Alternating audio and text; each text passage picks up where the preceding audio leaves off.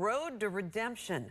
Michael Baldwin had been out of prison for 5 years when his 14-year-old grandson was shot to death. Jevario Buie's shooter is still out there, and his family is pleading with their community for answers. 8 on Your Side investigator Brittany Muller joining us now with that story. It's been more than 2 weeks since 14-year-old Jevario Buie was found dead in Tampa, and the shooter is still out there. Now Buie's grandfather wants to help the murderer find a new path while sharing his own life experiences.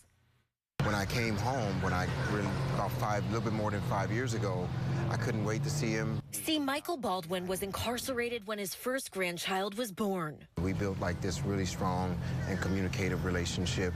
I would talk to him about man stuff and about growing up and about the things that he should avoid, the things that were dangerous for him.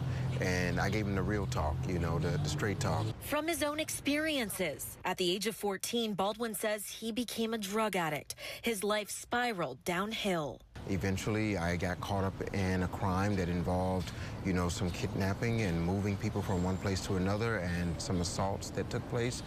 And I would eventually spend 26 years in prison. 26 years, 7 months, and 17 days to be exact. Baldwin was paroled in October of 2018 from a California prison. He began working as a paralegal and opened a consulting business to advocate for others. At the age of 52, it's now been more than 5 years since he regained his freedom. If somebody shot me that many times, you probably can look in my past and see some dirt that I've done that may make some people justify doing something like that to me. Not him. He did not have that coming. In the afternoon of April 17th, Baldwin's firstborn grandson, Jevario Buie, was found near the railroad tracks between Busch Boulevard and Rome Avenue. Tampa police say Jevario had been shot to death. 14 years old. In the 8th grade, he was shot multiple times.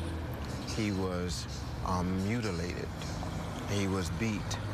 He was done really, really bad. Baldwin says he wants to meet the shooter and find out what was motivating their anger and rage to cut Jevario's life short. You've been on a road to redemption. Do you feel like you still have to pay now that your grandson was tragically taken? Once a crime like this happens, what should happen next is the question that I ask myself and I ask my community. And in my community, what should happen next always included some level of self-destruction for myself in retaliation. But that's not my course anymore. Baldwin says his course, restoration. The perpetrators of this crime against me and my family and against Jevario, I want to meet them. I want to help them discover some of the things that I discovered. I want to help them to find a new way and a new path. What I intend on doing is not allowing Jevario to die in vain. Baldwin says his first focus is supporting his family through the tremendous grief. He then plans to bring his youth program to Tampa. We can predict and we can help shape it to where our kids don't have to use as a rite of passage shooting a gun or drinking alcohol or joining a gang.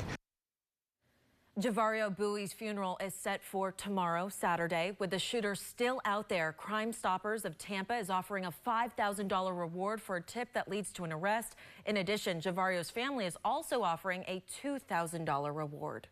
And is the funeral for Jevario, is that open to the public, or what are the plans for that? Right now, it is private for the family that are grieving Jevario. Baldwin tells me he personally invited Chief Lee Burkaw and State Attorney Susie Lopez to attend his grandson's funeral tomorrow.